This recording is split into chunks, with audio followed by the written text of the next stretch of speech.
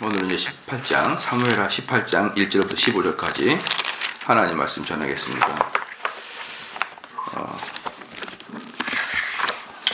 이제 이 장은 압살롬의 이제 죽음으로 반란이 이제 일단락되는 장입니다. 반란이 일단락되고요.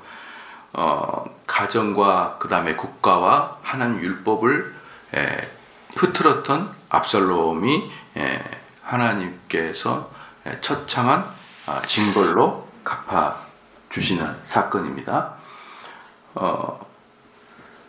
이 사건도 물론 이제 다윗의 그 밧세바 사건의 연속이죠. 밧세바 사건에 대한 징벌에 대한 연속입니다. 그럼에도 불구하고 다윗은 징벌을 받는 중에도 그의 목숨은 하나님이 계속 보호하고 계신다라는 걸 볼 수가 있고요. 그 하나님의 징벌이지만 징벌의 도구로 자처하는 자들은 또한 결국은 버림을 받게 되는 것이죠. 그래서 늘상 말씀을 드리지만 무엇이 하나님의 징벌인지는 모르지만 나는 그 징벌의 도구로 사용하지 않는 게 최선이다라고 제가 자주 말씀드립니다. 예를 들어서 다윗이 이제 하나님의 징벌을 받죠. 그럼 그 징벌을 하려면 도구가 필요하고 매가 필요하잖아요. 그 매가 압살롬이잖아요. 그런데 그 압살롬은 어때요? 끝나고 나면은 매를 부러뜨린단 말이죠. 그러니까 우리는 쉽게 말씀드려서 그 남의 마음을 아프게 하는데 자기가 앞장서서 도구로 사용하지 말아라. 혹시라도 그 사람이 내가 도구로 사용되어 있는데 내가 그 상대편이 하나님의 징벌을 받고 있다 그러면 나는 큰 문제가 발생하게 되는 거예요. 큰 문제가. 그래서 제가 자주 말씀을 드려요. 여러분 스스로가 도구로 되지 마라. 내가 가장 총대를 매지 마라. 그건 참 어리석은 일이다. 그건 어리석은 일이고 우리는 모르잖아요. 저 사람이 지금 하나님의 사람인데 그 사람이 지금 하나님께 징벌을 받고 있는지 모르기 때문에 가급적이면은 그런 일에 우리가 앞장을 서면은 여러분 큰일 나는 거예요. 바로 이제 오늘 18장도 보면은 결국은 다윗의 징벌의 연속이지만 그 징벌의 도구로 사용되었던 압살롬과 그 일당들은 하나님 앞에서 전부 다 죽고 마는 것이죠. 그래서 이제 18장 1절에 보니까 이에 다윗이 그와 함께한 백성을 계수하고 천부장과 백부장을 그 위에 세우고 여기서 계수했다라는 건 뭐냐 그러면은 군인들을 정비하였다라는 뜻이에요. 군인들 정비하였다. 이제 여기서 이제 그 옛날 그 유대 시대에 예수님 시대에 그 역사학자가 있었는데 그 사람이 요세푸스죠. 우리 설교자들이 자주 인용을 하는 요세푸스인데 요세푸스가 중요한 건 뭐냐면 성경에 나와 있지 않는 구약의 사건들이 그 요세푸스 역사가가 기록을 해놓은 게 많기 때문에 중요한 거예요. 성경에 나오지 않았지만 성경에서 그래서 요세푸스의 이야기가 진리라고 말할 수 없으면 참조해볼 만하는 것이다 라고 생각을 할 수 있죠. 요세푸스가 사무엘하 18장 이 역사를 기록하면서 이때 다윗이 거느렸던 그 군대 수가 한 4,000명 정도 된다라고 이렇게 표현하더라고요. 근데 4,000명 정도 되는 게 좀 엇비슷하게 맞아요. 봐보십시다. 이제 계수하는데 그러니까 이제 18장으로 넘어오면서 어제 제가 말씀드린 게 뭐냐면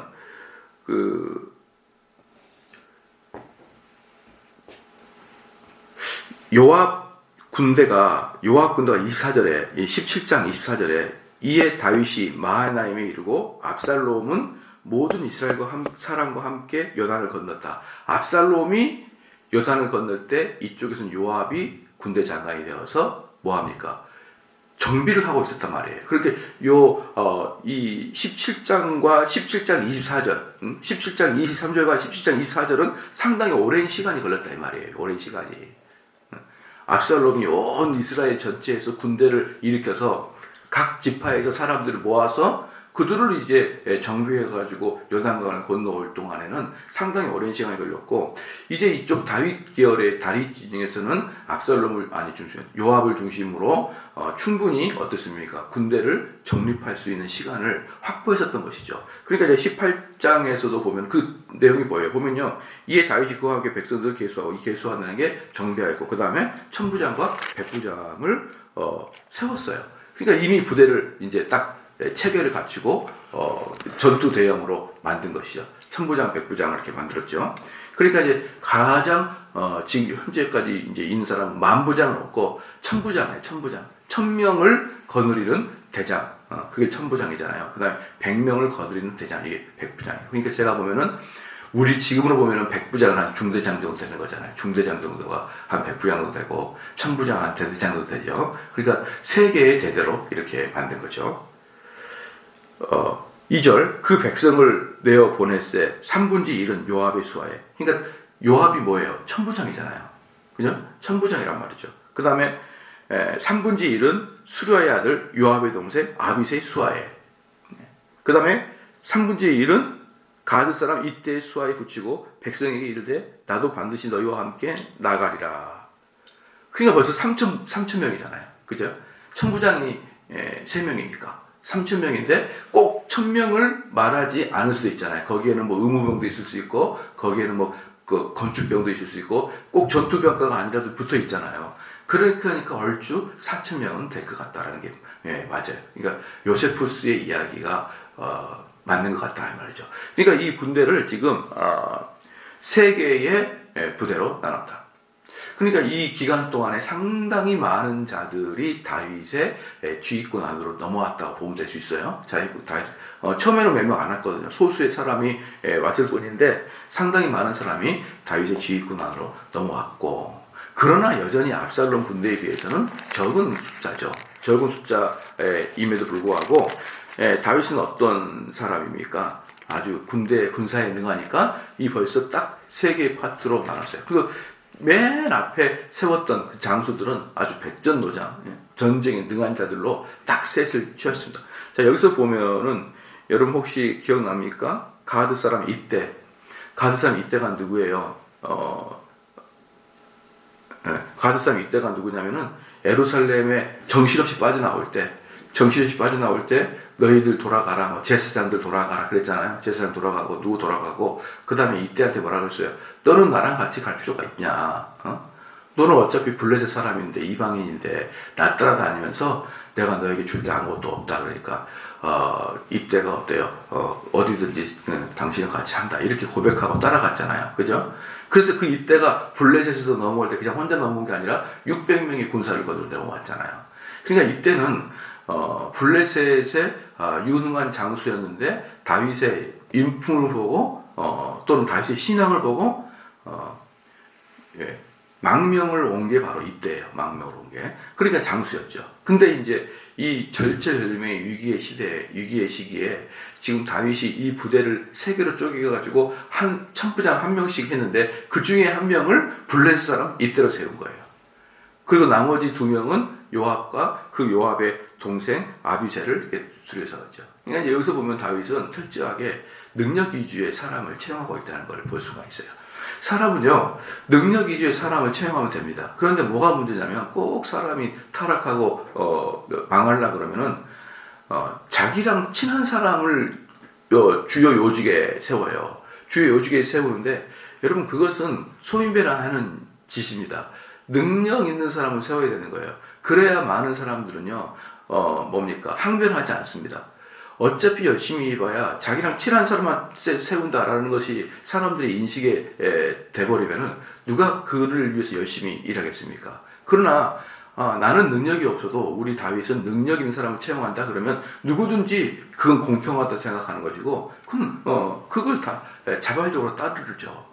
그렇기 때문에 다윗은 이 절체절명의 위기의 시간에 블레셋 사람의 출신이었던 그 이때를 3분의 1을 맡은 천부장으로 세움으로 말미암아 그 이때가 그 능력이 있다는 것을 우리가 볼 수 있고, 두 번째는 다윗은 사람을 공평하게 또 공정하게 대우하고 있다는 것을 볼 수가 있는 거예요. 너는 어느 지역의 출신이니까 안 돼. 너는 어느 지역 출신이니까 안 돼. 이렇게 하는 것은요, 정말 큰 문제인 것입니다. 글쎄요, 이제 여러 문제, 좀 예민한 문제지만, 지금 이제 호남 사람들이 상당히 마음에 이렇게 분노가 있고 단합을 한 결정적인 이유가 뭐냐면, 우리나라 많은 지역에서 호남 사람을 배제했던 역사가 있었거든요. 그런 건 절대 안 됩니다, 여러분. 그러니까 더 화가 나는 거예요. 그렇기 때문에 지금 호남 사람들이 저렇게 사람들이 이렇게 분을 갖고 단합하고 있는 것은 분명히 문제는 맞아요. 그러나 그들만 탓하면 안 됩니다. 그렇게 해왔거든요, 그동안에 국가가. 많은 사회단체에서.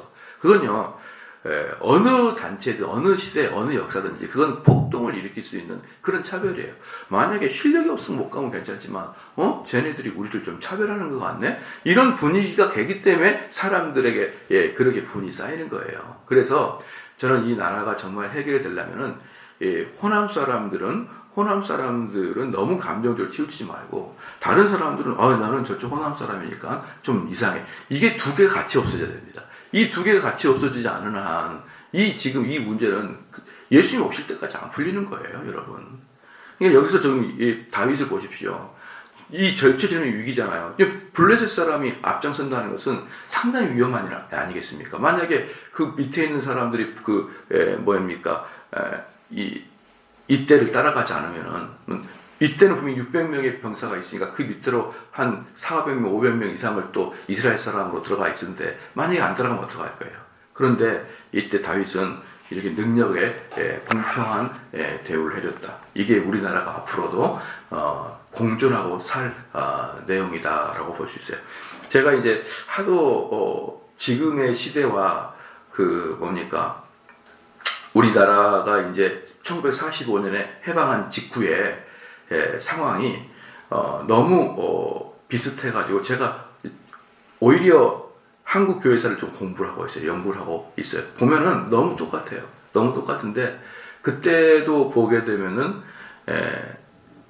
친미 그리고 우파 이 두 개를 지지하는 애들은 개신교밖에 없었어요. 그때도. 개신교도 전반적으로 친미해. 전반적으로 개신교 처음부터. 근데 이 개신교를 제외한 불교, 천도교, 천주교, 그리고 일반 시민단체 전부 다 여러분 좌파였습니다. 전부 다. 개신교만 우파였어요. 개신교만 친미였고. 그러니까 이것은 우리에게 주는 시사가 많죠. 왜냐하면 우리는 미국에게 뭘 했어요? 특별히 교회는 미국에게 덕을 봤거든요. 미국에게 덕을 보고 미국 때문에 살았고 미국 군정이 우리나라에다가 초콜릿이나 밀가루를 줄 때 누구를 통해 줬죠? 교회를 통해 줬잖아요. 그때 막 배포해줬던 사람이 한경지 목사였고 그때 배포해준 사람이 누구였냐면 김창희 목사예요. 그래요. 그분들에게 밀가루 같은 걸 미군정이 줬고 그들은 그때 하나도 그것을 탈세하거나 자기들의 개인적인 것을 착복하지 않고 그대로 받아서 그대로 사람들에 베풀었었어요. 그때 그 목사님들이. 그래가지고 우리 개신교의 머리에는 어때요? 미국은 이꼬르 매우 좋은 나라로 딱 박혀버렸어요. 우리 개신교는.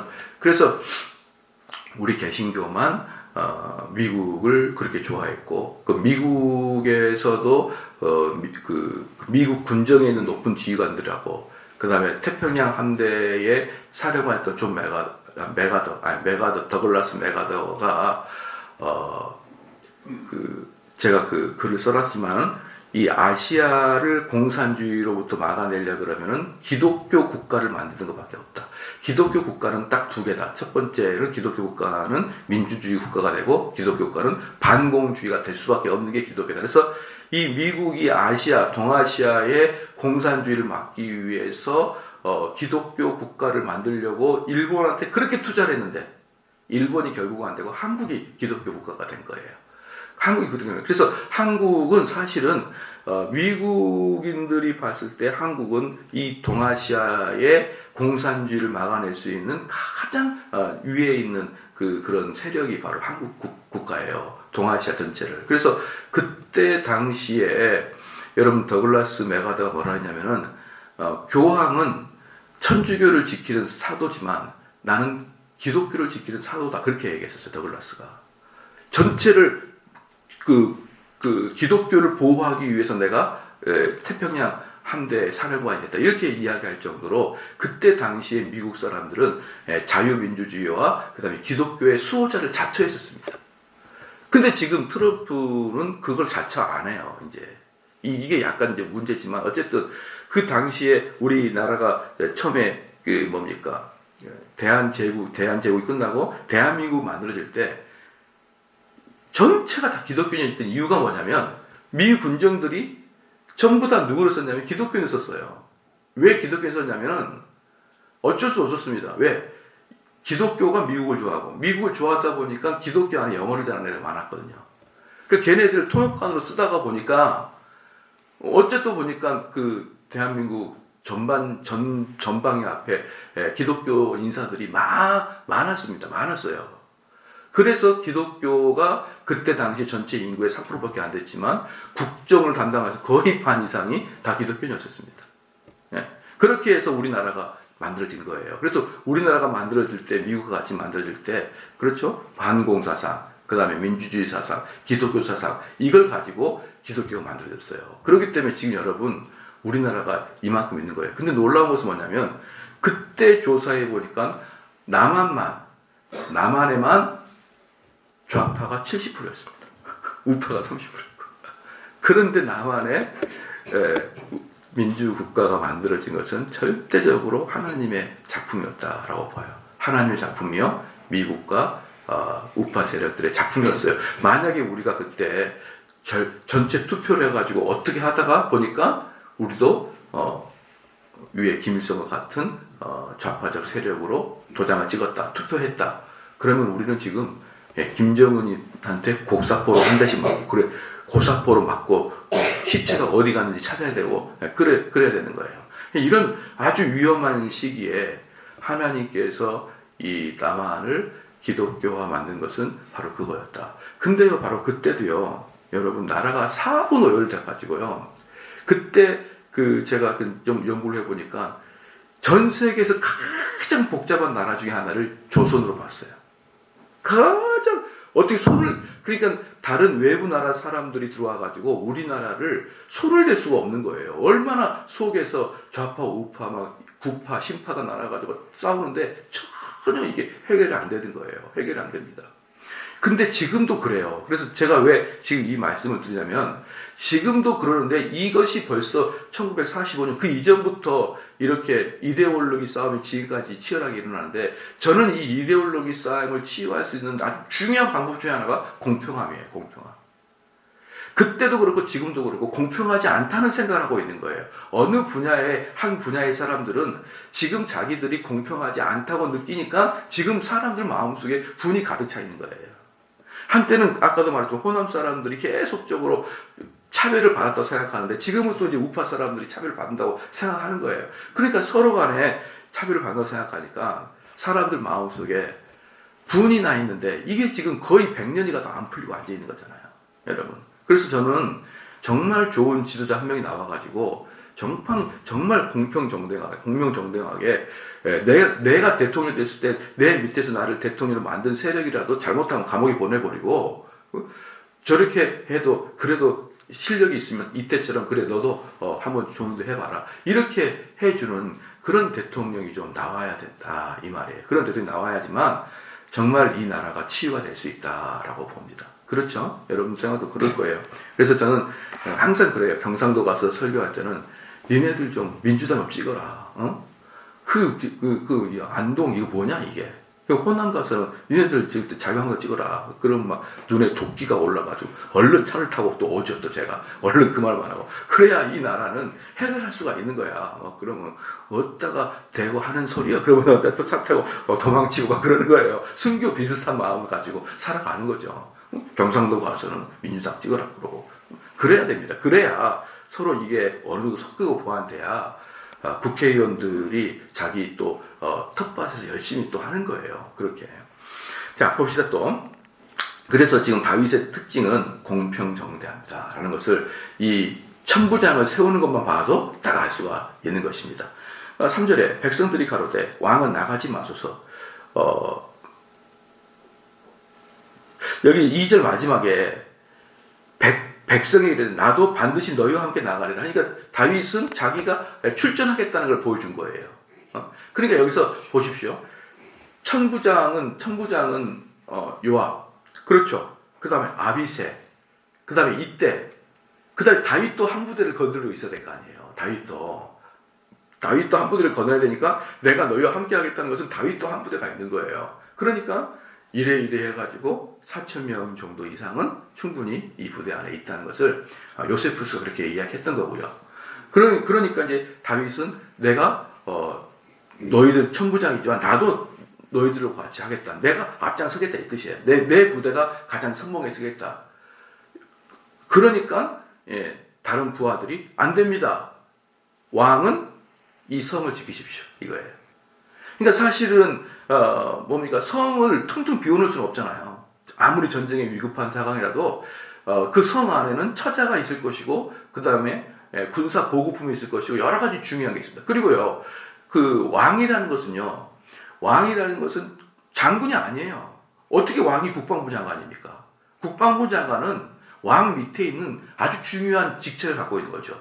그렇기 때문에 왕은 전쟁을 수행하는 게 왕이 아니고 행정, 경찰, 또 그다음에 뭡니까? 그 지역의 식량의 배급, 이것들을 후방에서 왕이 그 처자들이 있잖아요. 그들을 안정하게 보호해줄 것도 왕의 직분 중에 하나죠. 행정력도 있어야 되고 경찰력도 있어야 되고 다 있어야 되잖아요. 사법부, 이게 다 있어야 되는데 어떻게 왕이 전쟁에만 참여할 수 있습니까? 그건 옳지 않는 거예요. 그러니까 이 사람들이 안 됩니다.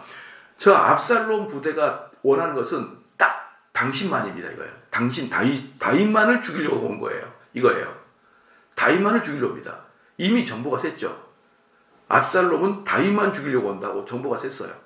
그러니까 이 부하들이 우리 10,000명보다 당신 한 명을 더 죽이려고 옵니다. 이 뜻이에요. 그러니까 당신은 후방에 있고 혹시라도 죽으면 안 됩니다. 당신은 우리가 싸우다 죽더라도 이 성을 지켜야 됩니다. 그러면서 또한 1,000부장 정도 가까이, 1,000명 정도 가까이를 후방 그 성에 놔두고 다윗을 거기다가 놔둔 거예요. 우리가 이것을 보면은 뭘 할 수 있냐 그러면 다윗은 사람들이 마음속까지 존경하고 사랑하고 있다는 걸 볼 수가 있는 거예요. 만약에 제가 옛날에 이런 이야기를 했었어요. 저는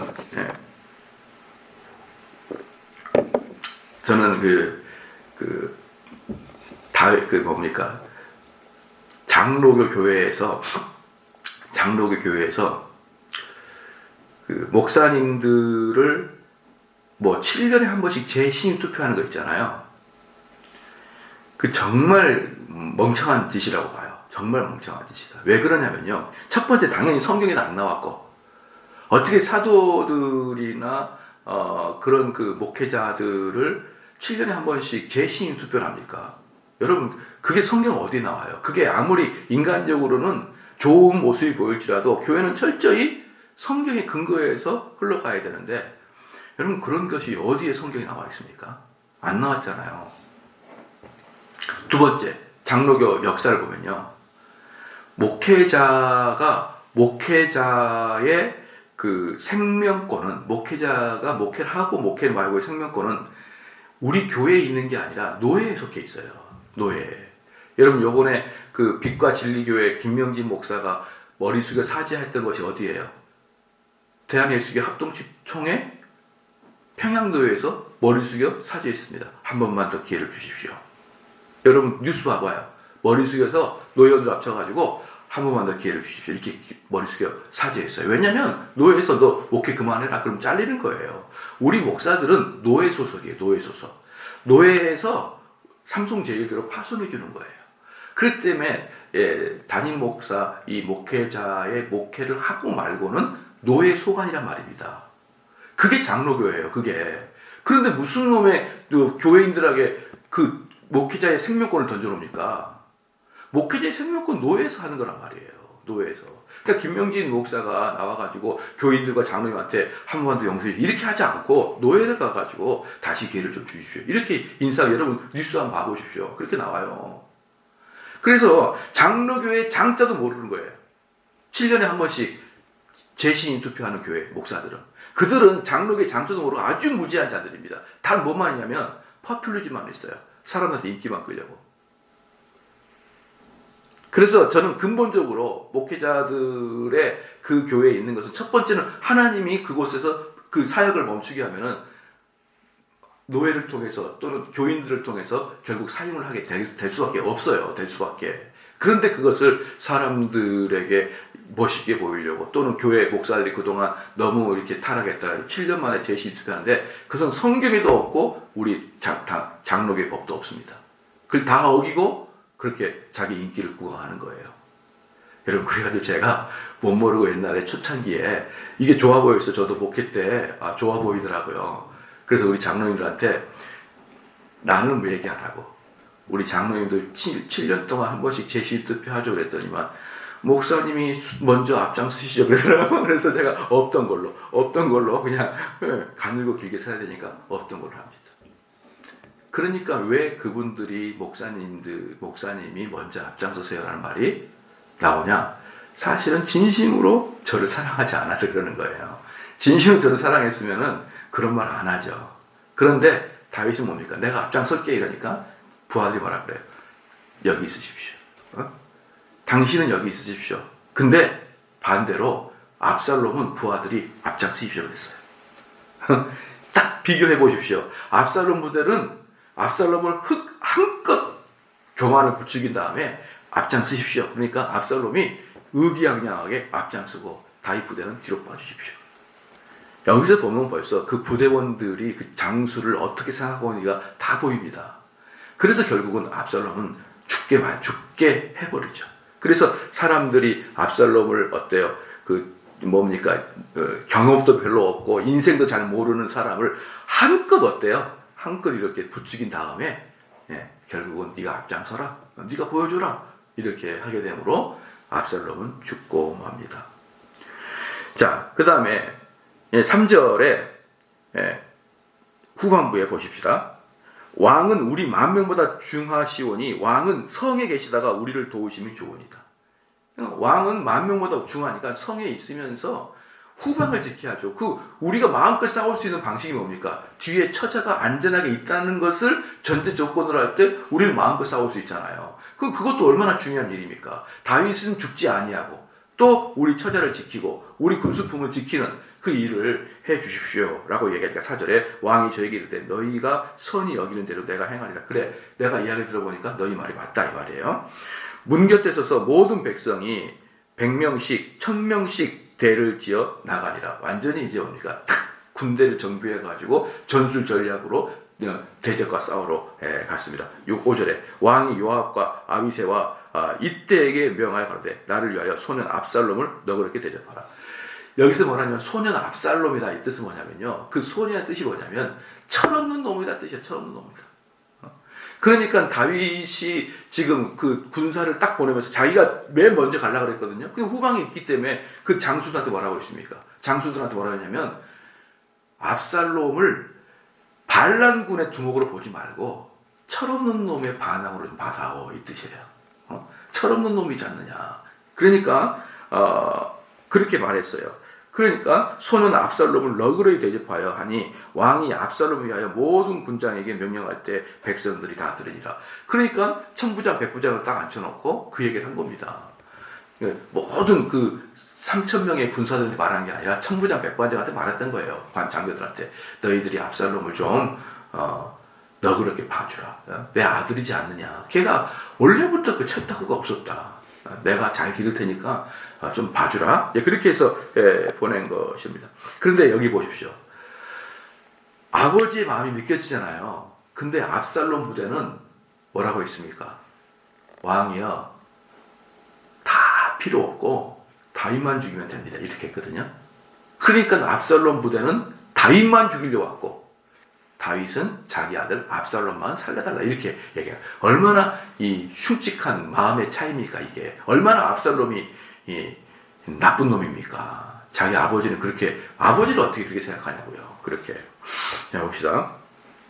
그래서 5절에 6절에 이에 백성이 이스라엘을 치러 들로 나가서 에브라임 숲에서 싸우더니 거기서 이스라엘 무리가 다윗의 신복들에게 패하여 그날 그곳에서 살육이 커서 2만에 이르고 하루 만에 2만 명이 죽으면요. 여러분 이게 엄청난 계속 칼로 죽여야만 2만 명이 되는 거예요. 2만 명이 괜히 죽은 게 아닙니다. 옛날에 아우슈비츠에서도요, 계속 사람을 가스에서 죽이는데 하루에 그래 봐야 많아봐야 2,000명이었어요. 가스실을 계속 죽여도. 사람을 죽이는 게 이게 쉬운 일이 아니에요. 그런데 2만 명을 죽였습니다. 8절에 그 땅에서 사면으로 퍼져 싸웠으므로 그날에 숯불에서 죽은 자가 칼에 죽은 자보다 더 많았더라. 사면으로 이렇게 뿔뿔이 도망가 버렸다는 거예요. 도망가 버렸다. 그러니까 이들은 군사는 많아요. 군사는 많은데 왜 사면에서 싸웠느냐? 압살롬 군대들은 무슨 당나라 군대처럼 다 도망가고 퍼져서 싸우니까. 근데 이 다윗 군들은 어때요? 탁 정렬을 가다 놓고 직지로 들어가니까 얘네들이 도망가잖아요. 도망가니까 쫓아가 싸우니까 사면에서 싸우게 되는 거예요. 그러니까 이 압살롬 부대 애들은 정비도 잘 하지 않고 그냥 막 군사력도 별로 없고 인해 전술로 왔다가 그 싸움에 능한 다윗과 요압 군대에 의해서 패배를 하게 되고 도망가며 싸우다 보니까 이제 뭡니까? 사면에서 왔다. 그런데 여기서 보면 뭐냐면 9절에 8절에 그 땅에서 3일 퍼져 싸웠으므로 그날에 숲풀에서 죽은 자가 칼에 죽은 자가 났다. 이 숲풀이 뭐냐 그러면은 늪지대나 그 다음에 낭떠러지가 있는 곳이었어요. 그러니까 이 사람들이 정신없이 도망가다가 너비에나 낭떠러지에 떨어져가지고 칼로 죽은 자보다 더 많이 이들이 숲풀에 들어가서 죽어버리고 만 것입니다.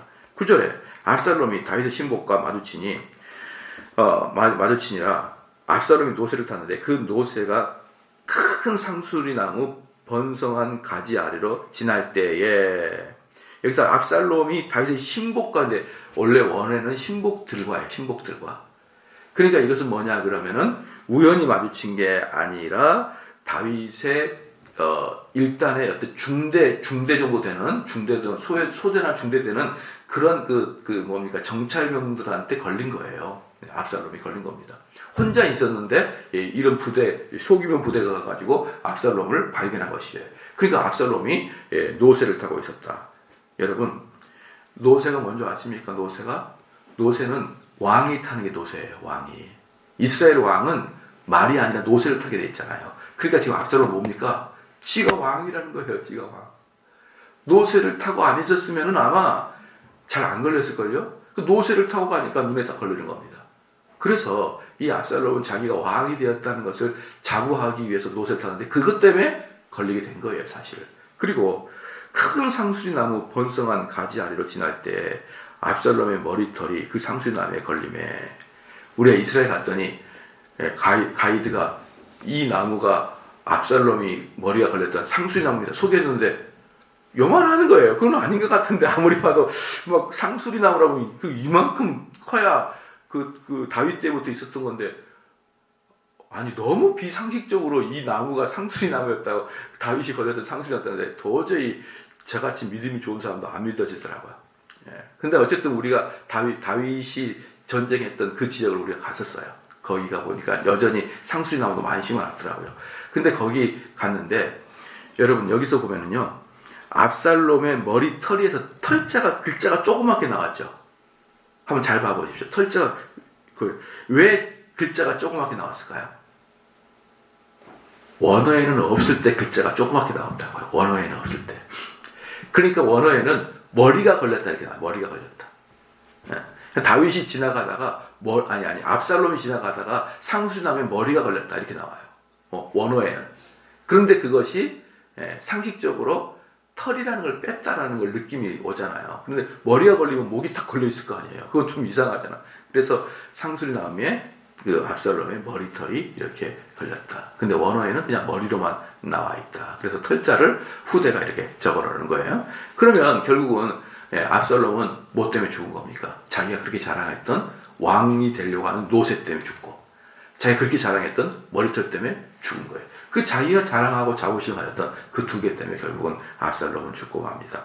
그래서 한 사람이 보고 요압에게 고하여 가로되 내가 보니 압살롬이 상수리나무에 달렸더이다. 요압이 그 고한 사람에게 이르되 네가 보고 어찌하여 당장 쳐서 땅에 떨어지지 아니하느냐? 내가 네게 은 10개와 띠 하나를 주었으리라. 만약에 너가 당장 죽였으면 은 10개와 띠 하나 이게 뭐냐면요 훈장입니다. 훈장.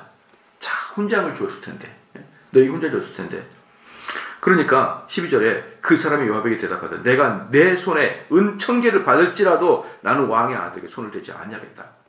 이 부하가 요압에게 대항하는 것이죠. 너가 아무리 나에게 훈장을 100배를 더 줘도 나는 안 해. 그런 것은 왜? 왕의 아들이니까. 또 왕은 분명히 죽이지 말라고 우리한테 명령했지 않습니까? 라고 이야기한 것이죠. 그러니까 지금 여기서 뭡니까? 이 사람은 정확하게 요압에게 정신 차리십시오 이 얘기를 한 거예요. 당신 정신 차리십시오 이렇게 얘기한 겁니다. 그러니까 하나님의 사인인 거예요. 요압도 이게. 그러니까 은 1000개를 받은 자일지라도 나는 왕의 아들에게 손을 대지 아니하겠나이다. 우리가 들었거니와 우리가 다 들었지 않습니까? 왕이 당신과 아비새와 이때에게 명하여 이르기를 삼가 누구든지 소년 압살롬을 해하지 말라고 하셨나이다. 왕의 명령입니다. 그래서 13절에 아무 일도 왕 앞에서 숨길 수 없나니 내가 만일 거역하여 그 생명을 해하였다면 당신도 나를 대적하였으리라. 이게 뭐냐 그러면 내가 만약에 그 사람을 죽이면 당신은 다윗 앞에 가가지고 너가 죽였지 않냐 나한테 그럴 거잖아요. 딱 그러는 거예요. 그러니까 이 부하는 요압의 그 약삭 발음을 다 알고 있었던 거예요. 약삭 발음. 분명히 당신이 저 사람이 죽였죠. 너가 죽였지 않냐? 어디서 이렇게 압살롬을 죽였느냐라고 다윗 앞에서 나를 그렇게 하면 분명히 나는 죽게 될 것이다.